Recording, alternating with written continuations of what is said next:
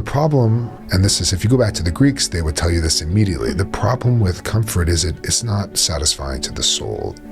People don't just want to be preserved, or at least not everybody just wants to be preserved. People want something worth fighting for. They want some goal that's not just gratifying or calming, but ennobling, right? And rightly ennobling. And the problem is with young people, especially like that, I'm thinking of young men in particular, those goals and that longing is not always articulate, it's not always well guided, and it's the responsibility of a thinker or of a statesman to provide that goal and to articulate it clearer so that it can be, we like the word pro-social, but it would contribute to the common good. So I want to start with a quotation that you recently shared with me from one of Martin Heidegger's 1935 lectures, later published as Introduction to Metaphysics. And I quote, "When the farthest corner of the globe has been conquered technologically and can be exploited economically, when any incident you like, in any place you like, at any time you like, becomes accessible as fast as you like, when you can simultaneously experience an assassination attempt against a king in France and a symphony concert in Tokyo, when time is nothing but speed, instantaneity, and simultaneity, and time as history has vanished from all Dasein of all peoples, when a boxer counts as the great man of a people, when the tallies of millions at mass meetings are a triumph, then there still looms like a specter over all this uproar the question, what for, where to, and what then?" I'd like to ground our conversation with this long quotation, and I wondered if you might help me set the stage here. What was the context in which Heidegger shared this? He's really concerned. So Heidegger's born in 1889, and he's really coming to intellectual maturity during World War I and thereafter. And he's wrestling with, as many of the young German thinkers of the time were, the budding technological age. World War I was a war entered as though any other war, on horseback and things like that. And then it became trenches, heavy artillery, and just a meat grinder. And for the first time, it dawned, I think, on the West what their technological project might actually mean, which is not just universal salvation, but a universal destruction and ability to destroy. He's then writing that particular passage. It's published in the early 50s. So you have to think of television and radio really becoming popular media, which meant sports becoming popular, events that happened often in the dark, political events becoming increasingly more visible, and all of this meaning ease of access, ease of transport, which puts greater emphasis on the moment rather than on the historical trajectory. And what Heidegger sought was to understand technology on its own terms, but also its larger context. What were the ends it's supposed to serve? And he was increasingly worried at the time that he was originally giving those lectures in 1935, but then publishing them still in 1953 with the political situation in Germany. Now that passage leads up to a very infamous statement Heidegger made about the Nazis, again, it's 1935, where he spoke of the inner truth and greatness of the Nazi movement. And he's talking about, at the same time, he's dismissing what's peddled as Nazi philosophy. And he saw himself as perhaps being able to take the helm. He was appointed rector of the University of Freiburg. He was a kind of intellectual leader. It only lasted a year. It ended in 1934. And so in 1935, he's a little bitter. He's disappointed in the movement. He wishes that it could rise to a kind of philosophic national greatness and assume a kind of new era of Western history. The relevance of that quote to today, I think, is that we're still wrestling with this question of how ease of access, ease of entertainment, all of that, how it transforms our relationship to one another, but also our relationship to history. What are we doing this for? What are the goals we're pursuing? Is it just this immediate gratification? Is it just access to information? Because we have all that and we're not satisfied and we don't have a sense of purpose. We're more depressed than ever. We're more anxious than ever. We're more suicidal than ever. This does not speak to a healthy place of technology in our world. And Heidegger has to his credit, and there's things to his discredit, obviously, but has to his credit that he really raised this question much more seriously than any other thinker in Germany, even though it was on the lips of everybody at the time. And this passage is terrifying to me on two fronts. Yeah. First, the implications with Nazism and the atrocities of the last century, but also what you've so aptly summarized, this technological state that we'll discuss more, that he is so prescient in understanding. I mean, it's astounding to me reading this, thinking of X. I mean, this is so early, and you think of all the information we're being flooded with today and how addicted we are to our phones, how depressed my generation is, as you've referenced. It's just amazing to me what he anticipates. And I also wanted to call our attention to his phrasing when he uses the word specter. That immediately jumps out to me, because it makes me think of Karl Marx and his famous intro to the Communist Manifesto. But there's something really crucial, I think, about Heidegger's phrasing, because he's acknowledging this specter of this sort of meaning crisis or the death of God. He views it as a specter which cannot be dismissed as a nursery tale. It's something that he knows is going to keep haunting us. Yeah, it will, and it continues to haunt us today. I mean, I'm really interested in that thought of that time. I sometimes will find myself reading Spengler, Junger quite a bit, Heidegger most of all, a bit of Nietzsche. You referenced the death of God. I just finished rereading Heidegger's long essay on, it's called The Word of Nietzsche, God is Dead, which is a remarkable document. Not least because he's thinking in these terms. So you look at modernity, modern technology, and the modern state, and whether you're thinking of liberalism or communism, you get this sense that the end goal is something like a life without suffering, of just kind of repose, a life that's spent, in consumption and production for the sake of comfortable self-preservation. That'd be the kind of liberal ideal. Or if you take Marx's ideal, after the revolution and everything, and the revolution is ennobling, it has a kind of larger historical purpose, but at the end of that, you're just going to be sort of flitting from one thing to the next. If you want to be a critic in the morning and you want to be a farmer in the afternoon, do what you want. It's okay. All of your needs are being met, and so you have that kind of freedom. Both of these are lives without essential struggle anymore, ones of comfort. And the problem, and this is, if you go back to the Greeks, they would tell you this immediately, the problem with comfort is it's not satisfying to the soul. People don't just want to be preserved, or at least not everybody just wants to be preserved. People want something worth fighting for. They want some goal that's not just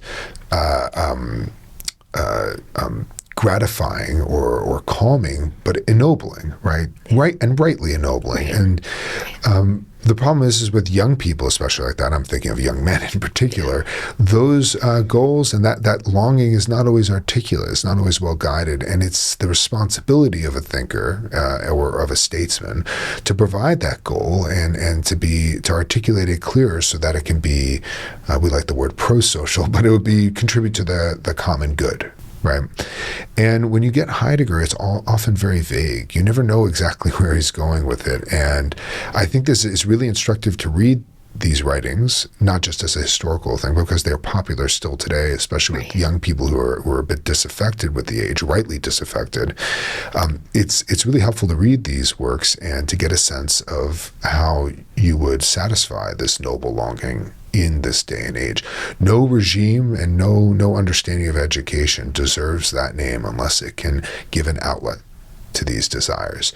And so the young fascists of the 1930s, they were dissatisfied with these low desires, and they were brought in the direction of this kind of racial, and these scary bits that you're talking about, the racial and hyper-nationalistic, ethnically nationalistic goals, precisely because they didn't have anybody articulating something a bit deeper, a bit more rightly ennobling than what they offered. And so it's kind of cautionary tale and a sort of a call to arms for thinkers to not to suppress masculinity as toxic, but to give it a proper outlet and one that men, women, children can all be proud to see in their communities. I want to just touch on once more Heidegger's hopes in this moment that we're discussing, that he is very concerned with something that still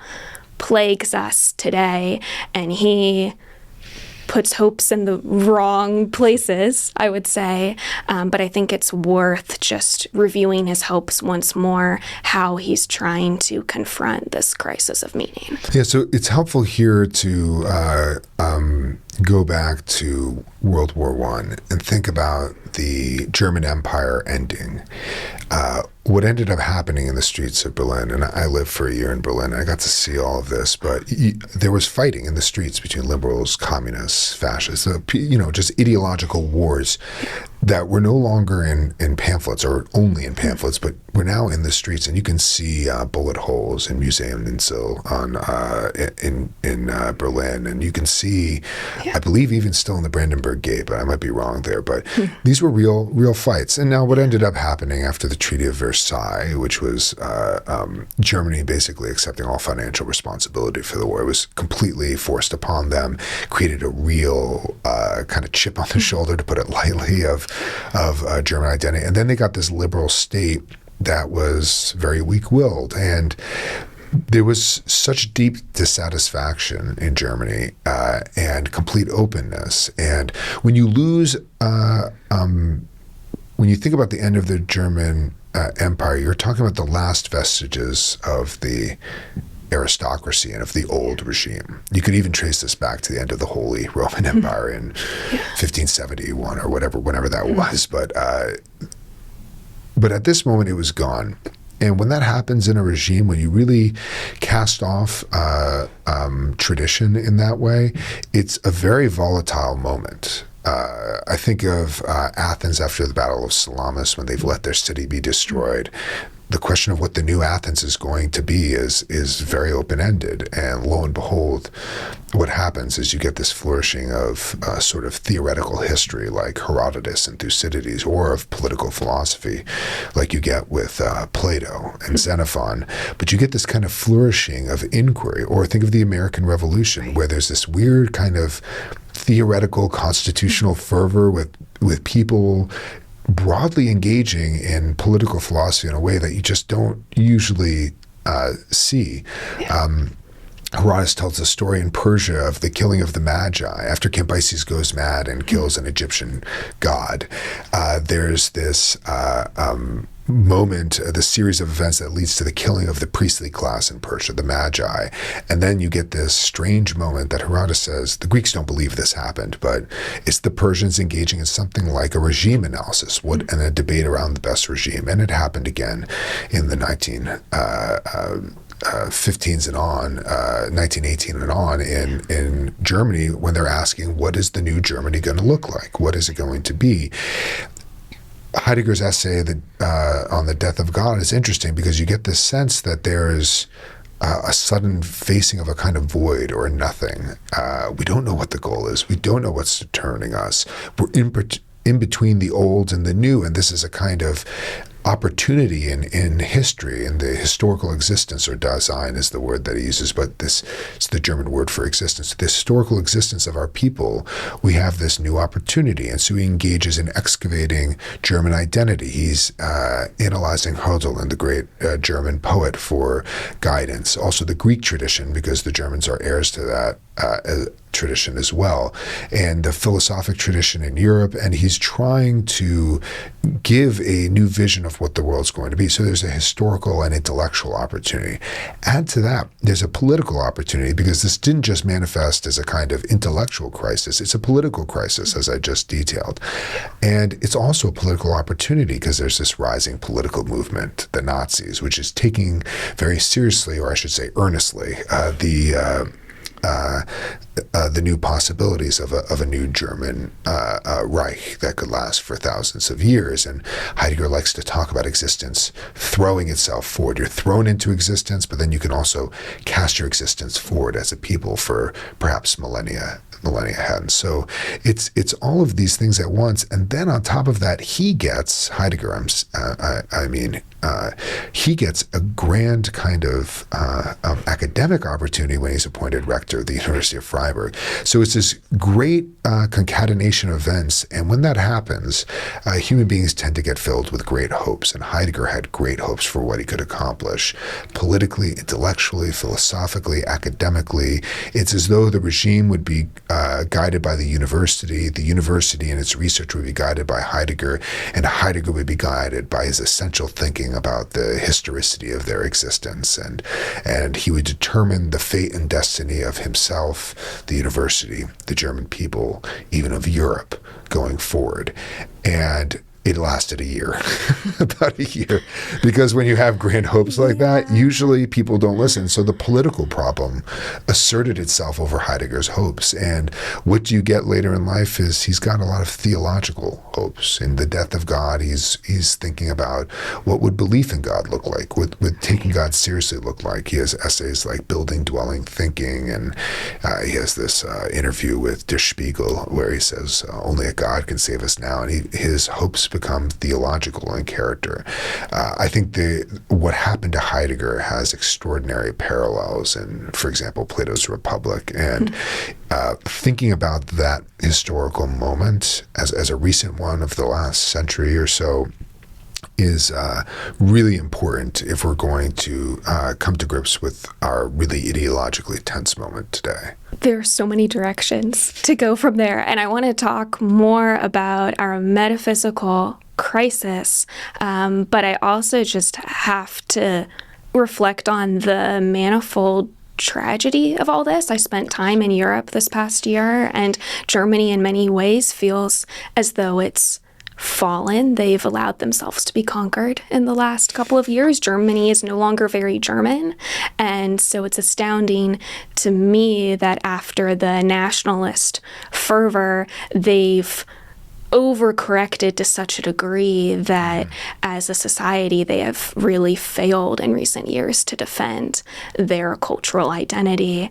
And I wonder if you have thoughts on that, not to make things too current, but there's this shocking contrast between the world of the past and what we're seeing today and the ways in which Germany has embraced the wrong ideology at least twice now in about the last 100 years.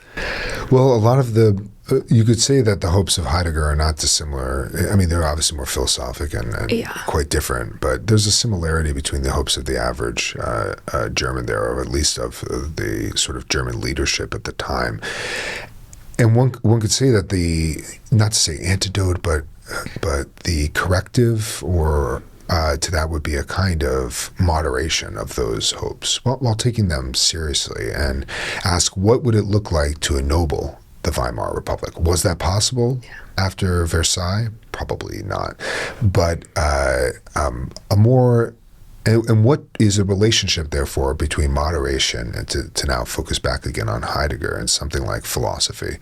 Is there a connection between wisdom and moderation? Certainly when you read like Plato, for example, you see that what Socrates does is inflame the ambitions of young people like Alcibiades or of Lysis or any of the other ones. And he promises Alcibiades that he could perhaps dominate the whole world. The way to do that is to have universal domination, is to have universal understanding, right? You need abstract knowledge, and the problem is he doesn't have it. He does this with Glaucon as well. full-on regime change in Athens. He actively provokes a single outcome. And then when he outlines the education that would give him that kind of ability, Glaucon's crushed before it. It's just much too much, right? This is a typical thing Socrates does, and it relies on the following insight. Knowledge is, at its heart, not omnicompetent. It can't do everything. It's not able and knowingly able to do anything. It's actually knowledge of ignorance. It's awareness of what you do and do not know, can and cannot know. It's knowledge of the limits of knowledge, to put it simply. And if you're aware of that, you go into practical situations not with a grandiose vision of what you can accomplish and how you're going to have a Reich that lasts 2,000 years. You go into it with an awareness that whatever you accomplish today can be undone tomorrow by some chance event. Right. And so if you had teachers at the time, if you have teachers at this time who acknowledge the ambitions, encourage the ambitions, and at the same time raise the obstacles that human beings face, the trade-offs that we necessarily have to engage in as we choose to live this life over another, and we understand how our choices limit our future possibilities and transform our relationships to others. If we're aware of all that, then we can make really smart decisions on that basis. One of the reasons Socrates might have remained poor or been glad to remain poor is because it means nobody ever wants anything else from him, right? Rich people with humor, all sorts of crazy ideas from them because they have money, right? Powerful people, they'll do the same. Better to be completely have no other appeal than what you have to say. And it worked for him. He was able to live his life. That's one extreme version of how these trade-offs work. Nobody was doing that in Germany, so far as we can tell, or the people who were doing that were chased off. Who knows? But there's a deep connection there that ought to have been developed, so that whatever movement was going to occur, they would understand that the nobility of a cause is heavily compromised when you eradicate millions of people, right? And it's definitely compromised when you're conquering foreign territory. And it starts to look less like a noble kind of human excellence and more like a kind of fervored example of a kind of national insecurity that maybe has to do with Germans' late rise to the scene. I don't know. I don't want to diagnose it, but all I mean to say is that alternative explanations come in, because nobody's going to believe a man noble who willingly destroys his people that way. That's the problem Achilles faced in Homer's Iliad. You would think somebody could have raised that issue then in a public-facing way. Right, you would think so, and that was a great. There are incredible obstacles. I never want to blame people for not standing up to a mass murderer, right? But no, it was. I agree, but what you just provided was a great introduction to your recent review of Alex Karp and Nicholas Zamiska's new book, The Technological Republic, which I think does a really thoughtful job of wrestling with many of the same questions that we've already discussed here on the nature of the good life, particularly within what is arguably a very technological republic today. And you are really thoughtful in drawing out just the complexities in the argument presented by Karp and Zamiska, because they don't seem to say they have all the answers. They know they don't have all the answers. It's a kind of exhortation, that work. It's preparatory, as they themselves admit. Yes. So it has to be read that way. Yes, which I think is really important and sadly kind of rare today to find. And I think you use the word noble in talking about their attempt because they acknowledge, given their position as leaders, Karp being the CEO and co-founder of Palantir, being an incredibly powerful man who I know also has a real background in German philosophy. Yeah. It's really remarkable that he takes the time to think about what we're hurtling toward and how we may find meaning and hope in a just way. Yeah, the reason the book is rightly deserving of being called noble is that it's very clearly driven by a healthy contempt for many of the uses of technology. They talk about advertising, and they use words like narrow and shallow quite a bit.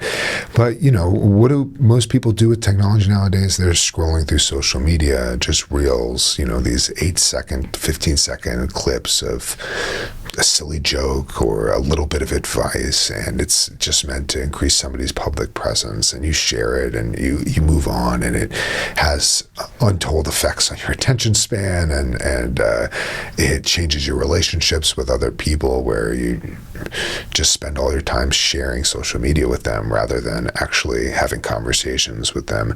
And so they have a healthy contempt for all of this, and they want to see technology serving more of a national patriotic purpose, but they do so with caution and reserve. Unlike what I've just described among these German thinkers, they do want a republic, it seems to me, at least on the surface, and they want technology to serve the interests of national security, for example, obviously when it comes to Palantir.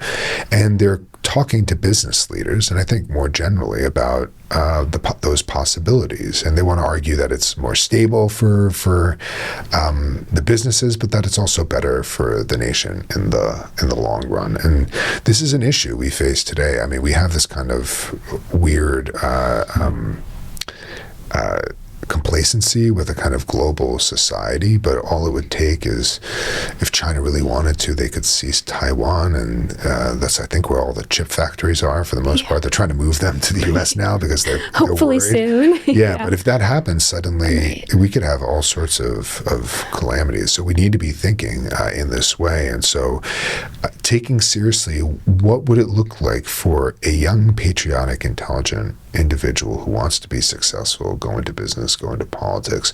What should they be thinking about? They should be thinking about the place of technology within this regime. And so you see people like J.D. Vance, for example. Like, Donald Trump's very old, but look at J.D. Vance, and he's very sort of cozy with the tech community, but he's also very patriotic. And you get a sense that a generation of leaders, both in the business world and in the political world, need to be thinking very seriously about that. And so I like the book, which I don't usually like books like that, but I like the book in many ways because it was earnestly trying, and it was starting from within that world. And Alex Karp is rich enough that he doesn't need to do this, right? He doesn't need to work at all. But clearly he wants to work, do what he's doing, and he wants to speak about it and persuade others. And that speaks to a kind of concern with the common good beyond his own narrow good. So I quite like that about what he did, even though I would quibble with certain things.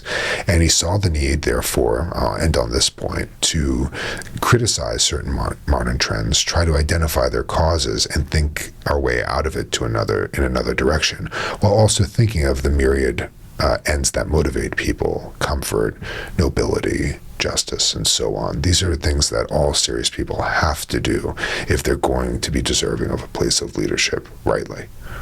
In many ways, he's drawing us back to deep questions of political philosophy. I'm so concerned by the rise of our technological industrial complex that I took a ferry across the Baltic Sea about a year ago to go to a conference in Tallinn, Estonia, with a Christian writer, Paul Keynes-North, who's very concerned with what he calls the machine age. And so I tend to be very biased against this machine that seems to be all around us, that I'm so dependent on for work, that we're all so dependent on. But something that I love that you've drawn out is the necessity of engaging with really fundamental questions on the nature of the good life. And also, it seems from your review of this book, not just dismissing technology outright, that we can't turn back the clock and just live in a complete state of nature. It's not really a viable solution for us to just go out into the woods and ignore technology. So how can we pursue And the the good life. economic devastation from rolling it back would be untenable. Right. There was in Texas some years ago, I love using this example, where there was a sudden cold snap, and it was colder than the grid was prepared to handle. Yeah. And so now what would normally happen in a cold snap before this age is you would say, oh, it's cold, and you would go get some wood outside and you would build a fire in your fireplace. But nobody has wood anymore. Right.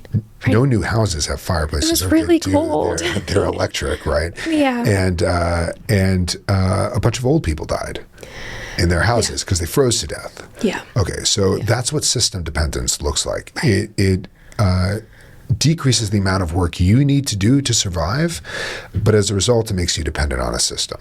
So you don't have to gather firewood, but what happens when you need it? You don't need to build a fireplace, but what happens when you actually need it? And so Churchill put this really well, which is you're going to be more comfortable, your life is going to be easier, you're going to have more money in this sort of position, but you'll lack the kind of self-government. You will be possessed of all the virtues and the qualities you need to manage your own affairs. So instead of being a salaried executive in a large corporation, you would, I don't know, build cuckoo clocks, and you'd be the accountant, you'd get the materials, or you'd be the innovator, you'd do everything, and you'd have a kind of autonomy that you wouldn't have otherwise. So look, if we can't even live without firewood, if we can't even start gathering firewood, I think we just need to live with the systems. So the question is how do you live within the systems, both as a serious sort of person who wants to live a noble life, as a thinker, to how do you communicate? I mean, we're doing a podcast now. I do a podcast. I'm on Twitter, or X, sorry. When I write, I try to think of how do I write for attention spans and patterns of consumption nowadays in a way that can still be sort of philosophically rewarding. And this is something that's always on my mind. How do you produce for this generation, for this time? And that means understanding the opportunities and the limits that the technology and the people around you afford. Absolutely. And it's also one of the goals, I think, of education at the University of Austin, too. It's wrestling with these questions and prohibiting phones and laptops from some classrooms while also training students to use AI in others. It's this constant wrestling with technology in an attempt to find meaning while also participating productively in our world, which is what it is, making the best of the systems we have. Yeah, I'm a big proponent of a low-tech classroom when it's possible, and I tell students they can only have a book, a notepad, and a pencil, and I prefer that they use the notepad and the pencil as little as possible. I don't want them just taking, some students ignore me and they just do it anyways, but I prefer they take as few notes as possible and focus on each other, focus on me, focus on responding, focus on the text, pause to reread the text, to engage in a conversation about it, and try to actually figure out what's going on, because that sort of independence of technology, even of written technology, of immediate recall from your mind, is something that's unbelievably important. Because if you can bear within yourself that kind of intellectual adeptness, when you go to use the AI, when you go to use any other kind of technology, you'll be all the more capable at it. So you need to learn how to write if you're going to interact with AI, but you need to learn how to write, to communicate well, to think well, to be really abundantly clear about what you're thinking. And thinking is not just logic, it's not just deductive reasoning. And I sometimes meet these kind of STEM students who are very rational, but when you kind of raise a problem in their goals or the ends that they pursue, they get flustered and annoyed because they start to realize they're at odds with themselves. Really reasoning well and thinking well is reflecting on your character, your goals, their conflicts, your circumstances, and how you're going to navigate that thicket. That's the core question of the good life, according to Socrates, and it's a core question of political philosophy as well, when you're trying to think about what you're going to pursue and what assumptions that has about yourself and the world, right? Is the world going to deliver on what kind of life you want to live? Heidegger did not really, I think about that, oddly enough, and his politics are notoriously kind of knee-jerk, and they're not, he's not a political philosopher, so... Well, one final question for anyone who's listening to this and wants to learn more, what should they read? Give us one book recommendation in closing. This is going to sound cheesy, but Plato's Republic. Everything I've said today is informed by having studied Plato's Republic at length. And what I've said about the Germans, about Athens, about the United States, what I've said about Karp, all of those issues are in Plato's Republic if you just read it with the right eyes and you think about the young men there, the political circumstances they're facing in Athens, and how Socrates slowly educates them over the course of 300 pages. It's a masterclass. He's the best teacher, teaching about the most enduring questions. Just go read it again and again and again, and you'll learn an insane amount about yourself. On that note, thank you so much. Thank you, Audrey.